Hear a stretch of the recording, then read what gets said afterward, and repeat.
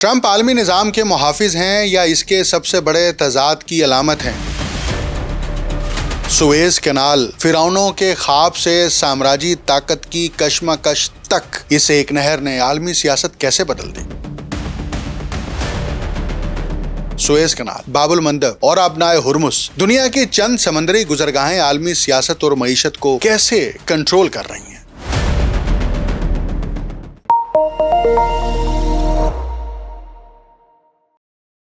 آپ دیکھ رہے ہیں انٹولڈ سٹوری ود ڈاکٹر اکمل سومرو۔ دنیا کو شاید اس سے زیادہ عجیب سیاسی منظرنامہ کم ہی دیکھنے کو ملا ہو کہ ایک طرف امریکہ خود کو عالمی قانون، قومی خود مختاری، جمہوریت اور بین الاقوامی نظام کا محافظ قرار دیتا ہے، اور دوسری طرف اسی ملک کا صدر یعنی ٹرمپ کبھی گرین لینڈ پر قبضے کی بات کرتا ہے، کبھی کینیڈا کو امریکہ کا حصہ بنانے کی خواہش ظاہر کرتا ہے، کبھی دوسرے ممالک کے خلاف طاقت کے استعمال کو معمول بنا دیتا ہے، اور اب یہ اعلان کرتا ہے کہ آبنائے ہرمز کو امریکی علاقہ قرار دیا جائے گا۔ یہ محض ایک اشتعال انگیز بیانات نہیں ہے، یہ اس بنیادی اصول کی کھلی نفی ہے جس پر جدید بین الاقوامی نظام کھڑا ہے، یعنی ریاستوں کی خود مختاری، علاقائی سالمیت اور سرحدوں کا احترام۔ آبنائے ہرمز کے اوپر ملکیت کے لیے واشنگٹن کا صدر کھڑا ہو کر جب یہ دعویٰ کرے کہ وہ جلد اعلان کریں گے کہ یہ امریکی علاقہ ہے، یہ ایک بین الاقوامی اہمیت کی حامل سمندری گزرگاہ ہے جس کی حیثیت اور جہاز رانی کا معاملہ بین الاقوامی قانون کے تحت طے ہوتا ہے، اور یہ ہمیشہ سے ایران کے زیر انتظام رہا ہے اور ایران کا حصہ ہے، بلکہ ایران نے آبنائے ہرمز کو ہی بطور جدید ہتھیار امریکہ کے خلاف جنگ میں استعمال کیا ہے۔ اس آبنائے ہرمز سے عالمی توانائی کی سپلائی کا ایک بڑا حصہ گزرتا ہے، اس لیے اس پر کنٹرول کی خواہش محض جغرافیائی دعویٰ نہیں بلکہ عالمی معیشت پر اثر انداز ہونے کی خواہش بھی ہے۔ یہاں اب ایک نقطہ ٹرمپ کی زبان نہیں، طاقت کے بارے میں ان کا تصور ہے جس کو سمجھنا چاہیے۔ اگر کوئی کمزور ملک کسی دوسرے ملک کی سرزمین یا سمندری حدود کے بارے میں ایسا دعویٰ کرے تو واشنگٹن فوراً اسے بین الاقوامی قانون، اقوام متحدہ کے چارٹر اور عالمی امن کی خلاف ورزی قرار دے گا، بلکہ دیتا ہے۔ لیکن جب یہی منطق دنیا کی سب سے طاقتور فوج رکھنے والا ملک استعمال کرے تو اسے کبھی قومی سلامتی، کبھی آزادی جہاز رانی اور کبھی امریکی مفاد کا نام دے دیا جاتا ہے۔ یہی وہ پوائنٹ ہے جہاں امریکی خارجہ پالیسی کا ایک گہرا تضاد سامنے آتا ہے۔ امریکہ دنیا کو نیشن اسٹیٹ کے اصول پڑھاتا ہے، لیکن ٹرمپ کی سیاست نقشے کو دوبارہ طاقت کے ترازو پر رکھ دیتی ہے۔ گرین لینڈ کے معاملے میں بھی یہی منطق سامنے آئی۔ ٹرمپ حکومت نے 2026 میں گرین لینڈ پر امریکی کنٹرول کے امکان کو کھلے عام زیر بحث رکھا اور فوجی طاقت کے آپشن کو بھی خارج نہیں کیا گیا۔ کینیڈا کے بارے میں ٹرمپ کا بار بار اسے امریکہ کی ریاست بنانے کا تصور پیش کرنا بھی اسی ذہنیت کی علامت ہے۔ ریاستوں کے درمیان تعلقات کو مساوی خود مختار اکائیوں کے تعلق کے بجائے جائیداد، خرید و فروخت اور طاقت کے سودے کے طور پر دیکھنا ٹرمپ کی بنیادی پولیٹیکل فلسفی ہے، اور پھر وینزویلا کا معاملہ اس بحث کو مزید سنگین بنا دیتا ہے۔ جب ایک بڑی طاقت دوسرے ملک کی حکومت، سرزمین یا سیاسی مستقبل کے بارے میں فیصلہ کرنے کا حق اپنے لیے مخصوص کرنے لگے تو یہ سوچنا چاہیے کہ ٹرمپ کیا چاہتے ہیں۔ کیا طاقتور ریاستوں کے لیے بین الاقوامی قانون واقعی وہی معنی رکھتا ہے جو کمزور ریاستوں کے لیے ہوتا ہے؟ سب سے زیادہ پریشان کن پہلو شاید خود امریکی معاشرے کا ایک حصہ ہے جہاں ایسے بیانات سیاسی جلسوں میں تالیاں اور نعروں کے ساتھ قبول کیے جاتے ہیں۔ یہاں تنقید امریکی عوام کی مجموعی عقل پر نہیں ہے بلکہ قوم پرستانہ سیاسی تماشے کی اس نفسیات پر ہونی چاہیے جس میں پیچیدہ عالمی مسائل کو ایک شخص کے بلند بانگ دعوے میں تبدیل کر دیا جاتا ہے۔ جب امریکی صدر ٹرمپ یہ کہتا ہے کہ ہم کسی علاقے کو لے لیں گے، کسی ملک کو اپنا حصہ بنا لیں گے یا کسی بین الاقوامی آبی گزرگاہ کو امریکی علاقہ قرار دے دیں گے اور مجمع تالیاں بجاتا ہے تو سیاسی گفتگو دلیل، قانون اور سفارتکاری سے نکل کر طاقت کے مظاہرے میں تبدیل ہو جاتی ہے۔ یہی دراصل ٹرمپ کی سیاست کا سب سے خطرناک پہلو ہے۔ وہ عالمی سیاست کو بین الاقوامی قانون کی کتاب سے نکال کر ریئل اسٹیٹ کے دفتر میں لے آتے ہیں۔ گرین لینڈ ہمیں چاہیے، کینیڈا امریکہ کا حصہ بن جائے، وینزویلا ہم فیصلہ کریں گے، ابنائے ہرمز اسے امریکی علاقہ قرار دیں گے۔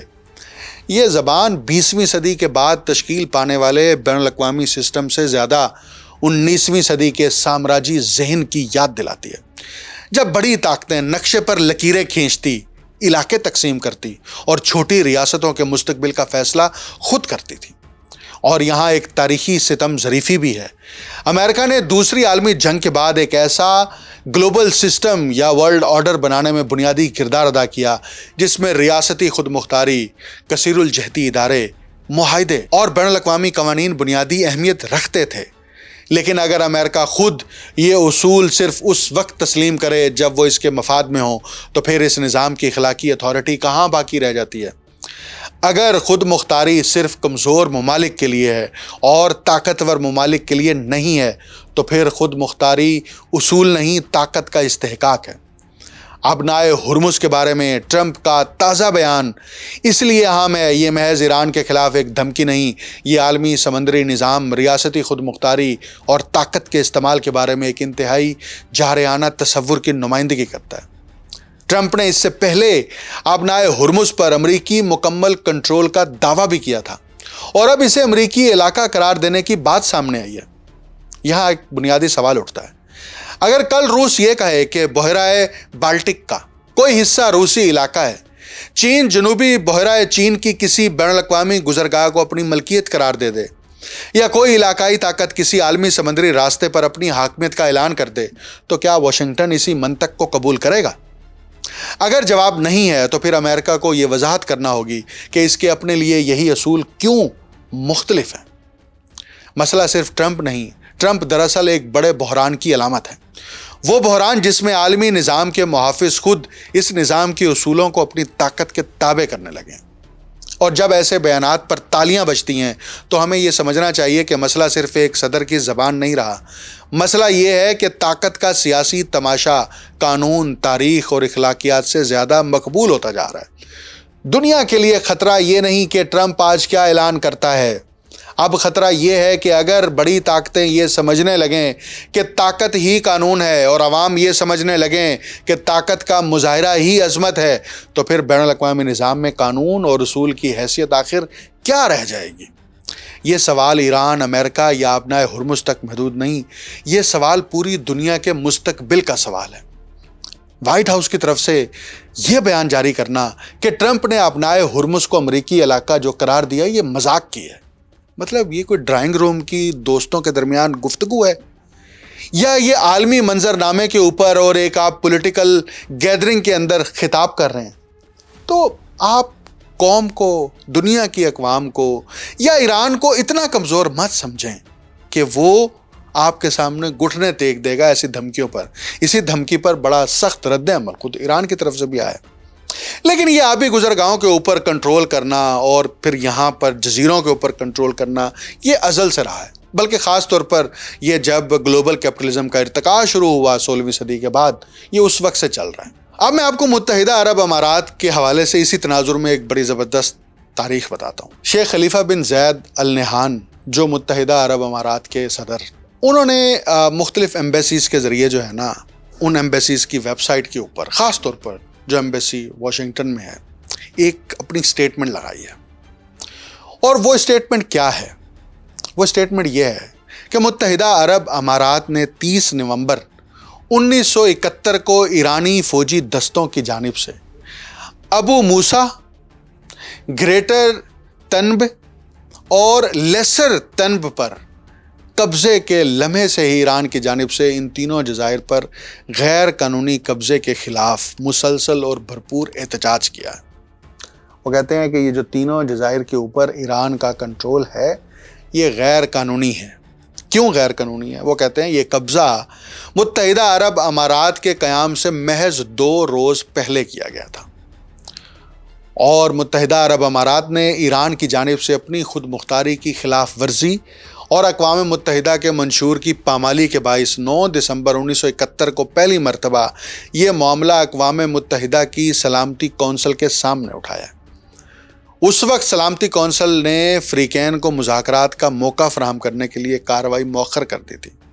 اور پھر آگے وہ جا کے کہتے ہیں کہ اس کے بعد سے متحدہ عرب امارات کی حکومت نے اس تنازع کے سفارتی حل کے لیے مسلسل کوششیں کی ہیں اور مطالبہ کیا ہے کہ اس مسئلے کو براہ راست اور بامعنی مذاکرات یا ثالثی کے ذریعے حل کیا جائے یا پھر بین الاقوامی قانون کے مطابق حتمی فیصلے کے لیے یہ تنازع انٹرنیشنل کورٹ آف جسٹس کے سپرد کیا جائے۔ ابتدائی قبضے کے 50 سال بعد بھی متحدہ عرب امارات ایران کے سامنے یہ پیشکش برقرار رکھے ہوئے ہے کہ مذکورہ تینوں میں سے کسی ایک طریقے کے ذریعے اس تنازع کو حل کیا جائے، اور یہ تنازع حل نہیں ہو رہا، اور اب بھی ان جزائر کے اوپر جو کنٹرول ہے وہ ایران کا ہے۔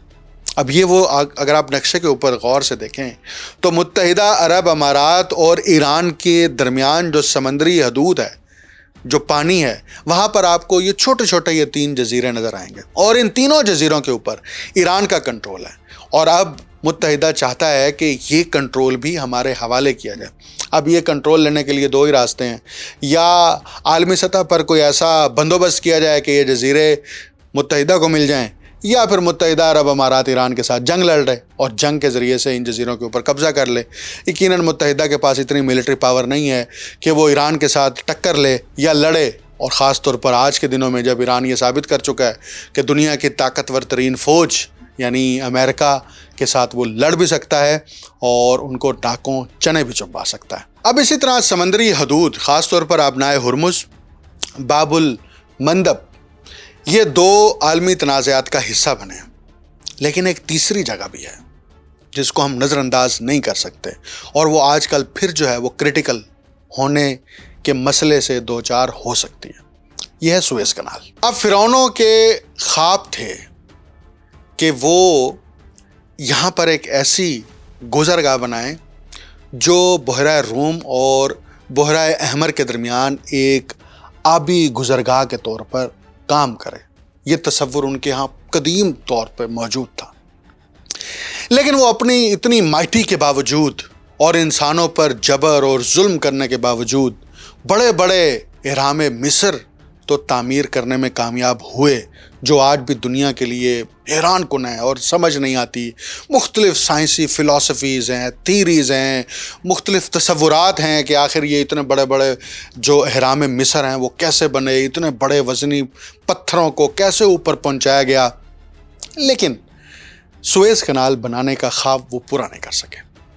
یہ خواب بالآخر 17 نومبر 1869 کو حقیقت میں تبدیل ہوا، جب سویز کنال کو بین الاقوامی جہاز رانی کے لیے باضابطہ طور پر کھول دیا گیا۔ اس نہر نے محض 2 سمندروں کو نہیں جوڑا، بلکہ عالمی تجارت، سامراجی سیاست اور بین الاقوامی طاقت کے توازن کی جغرافیائی ساخت کو بھی بدل کر رکھ دیا۔ سویز کنال کی سب سے بڑی اسٹریٹجک امپورٹنس یہ تھی کہ اس نے یورپ اور ایشیا کے درمیان بحری سفر کو مختصر کر دیا۔ اس سے پہلے یورپی جہازوں کو افریقہ کے جنوبی سرے یعنی کیپ آف گڈ ہوپ کے گرد ہزاروں کلومیٹر کا طویل چکر کاٹنا پڑتا تھا۔ سویز کے ذریعے بحیرہ روم سے بحیرہ احمر اور وہاں سے بحر ہند تک براہ راست راستہ میسر آ گیا۔ یوں مصر اچانک ایک ایسی جغرافیائی گزرگاہ میں تبدیل ہو گیا جس کی اہمیت اس کے حجم یا معاشی طاقت سے کہیں زیادہ تھی۔ اس عظیم انجینئرنگ منصوبے کے پیچھے فرانسیسی سفارتکار اور کاروباری شخصیت فریڈینائڈ ڈی لیسپس کا بنیادی کردار تھا۔ سویز کنال کی تعمیر اور انتظام کے لیے ایک مشترکہ شیئر ہولڈنگ کمپنی قائم کی گئی جس میں مصر اور فرانس کے مفادات شامل تھے، لیکن اس منصوبے کو محض انجینئرنگ کی کامیابی سمجھنا اس کی سیاسی معنویت کو نظر انداز کرنا ہوگا۔ سویز کنال دراصل 19ویں صدی کے بڑھتے ہوئے یورپی سامراج اور عالمی تجارت کے پھیلتے ہوئے نظام کے سنگم پر وجود میں آئی۔ نہر کی تعمیر ایک انتہائی محنت طلب اور انسانی قیمت ادا کرنے والا منصوبہ تھا۔ تقریباً 15 لاکھ مزدوروں نے مصر کے صحرائی علاقے میں 164 کلومیٹر طویل نہر کی کھدائی میں حصہ لیا، جن میں بڑی تعداد مقامی افراد کی تھی اور بہت سے مزدور جبری مشقت کے نظام کے تحت لائے گئے۔ اس پہلو سے سویز کنال کی تاریخ ہمیں یہ بھی بتاتی ہے کہ عالمی تجارت کے جدید بنیادی ڈھانچے کی تعمیر محض سرمایہ، ٹیکنالوجی اور انجینئرنگ کا نتیجہ نہیں تھی۔ اس کے پیچھے نوآبادیاتی طاقت، مقامی محنت اور انسانی استحصال کی ایک پیچیدہ تاریخ بھی موجود تھی۔ برطانیہ ابتدا ہی سے اس منصوبے کو شک کی نگاہ سے دیکھتا تھا۔ لندن کو خدشہ تھا کہ فرانسیسی سرپرستی میں تعمیر ہونے والی یہ نہر مشرقی بحیرہ روم، مشرق وسطیٰ اور بالخصوص برطانوی ہندوستان تک رسائی میں فرانس کے اثر و رسوخ کو بڑھا سکتی ہے۔ لیکن تاریخ نے ایک دلچسپ تضاد پیدا کیا۔ جس منصوبے کو برطانیہ اپنے سامراجی مفادات کے لیے خطرہ سمجھ رہا تھا، وہ جلد ہی خود برطانوی سلطنت کی شہرک بن گیا۔ ہندوستان اور مشرقی نوآبادیات تک بحری رسائی مختصر ہونے سے برطانیہ کے عالمی سامراجی نظام کو ایک غیر معمولی اسٹریٹجک فائدہ حاصل ہوا۔ تاہم سویز کنال کی تعمیر نے مصر کو معاشی مشکلات سے بھی دوچار کر دیا۔ تعمیراتی اخراجات اور شاہی خاندان کے بڑھتے ہوئے اخراجات نے مصر کے مالی بحران کو شدید کیا۔ بالآخر 1875 میں اس وقت کے مصری حکمرانوں کو اپنے سویز کنال کمپنی کے شیئرز فروخت کرنا پڑے۔ برطانیہ نے اس موقع کو استعمال کرتے ہوئے نہر میں فیصلہ کن مالی اور سیاسی اثر و رسوخ حاصل کر لیا۔ یوں ایک ایسا منصوبہ جو بظاہر مصر اور فرانس کی مشترکہ کاوش تھا، رفتہ رفتہ یورپی طاقتوں کے سامراجی مفادات کے تحت آتا چلا گیا۔ قرضوں، مالیاتی نگرانی اور سیاسی مداخلت نے مصر کی خود مختاری کو محدود کر دیا۔ یورپی اثر و رسوخ کے خلاف مزاحمت کو کچلا گیا اور 1882 میں برطانیہ نے مصر پر عملاً اپنا کنٹرول قائم کر لیا۔ اگرچہ بعد کے اشروں میں مصر نے بتدریج اپنی سیاسی خود مختاری حاصل کی، لیکن سویز کنال کئی دہائیوں تک برطانوی اور فرانسیسی اثر و رسوخ کے دائرے میں رہی۔ اس طرح نہر صرف ایک تجارتی راستہ نہیں، بلکہ مصر کی خود مختاری اور یورپی سامراج کے درمیان کشمکش کی علامت بھی بن گئی۔ یہ کشمکش 1956 میں ایک فیصلہ کن مرحلے میں داخل ہوئی۔ صدر جمال عبد الناصر نے سویز کنال کو قومی ملکیت میں لینے کا اعلان کیا۔ ناصر کا یہ اقدام محض ایک معاشی فیصلے کے طور پر نہیں دیکھا گیا، یہ نوآبادیاتی ورثے اور بیرونی کنٹرول کے خلاف مصری خود مختاری کے اعلان کے طور پر سامنے آیا۔ برطانیہ اور فرانس نے اس فیصلے کو قبول کرنے سے انکار کیا اور اسرائیل کے ساتھ مل کر مصر کے خلاف فوجی کارروائی شروع کر دی۔ لیکن سویز بحران نے عالمی طاقت کے توازن میں ایک نئی حقیقت بھی ظاہر کر دی۔ امریکہ اور سوویت یونین کے شدید دباؤ کے نتیجے میں برطانیہ، فرانس اور اسرائیل کو اپنی افواج واپس بلانا پڑی۔ ناصر اس بحران کے بعد صرف مصر کے نہیں بلکہ پوری عرب دنیا میں نوآبادیاتی مزاحمت اور قومی خود مختاری کی علامت بن گئے۔ دوسری جانب سویز بحران نے یہ واضح کر دیا کہ دوسری عالمی جنگ کے بعد عالمی طاقت کا مرکز یورپی سامراجی دارالحکومتوں سے منتقل ہو کر واشنگٹن اور ماسکو کی طرف جا چکا تھا۔ 1967 کی عرب اسرائیل جنگ نے ایک مرتبہ پھر سویز کنال کو عالمی سیاست کے مرکز میں پہنچا دیا۔ اسرائیلی فوج کے مشرقی کنارے تک پہنچنے کے بعد مصر نے نہر کو بند کر دیا۔ نتیجتاً یہ اہم عالمی تجارتی راستہ کئی سال تک بین الاقوامی جہاز رانی کے لیے بند رہا۔ صفائی، بحالی اور سیاسی حالات میں تبدیلی کے بعد بالآخر 5 جون 1975 کو سویز کنال کو دوبارہ بین الاقوامی جہاز رانی کے لیے کھول دیا گیا۔ لیکن سویز کنال کی کہانی یہاں ختم نہیں ہوتی۔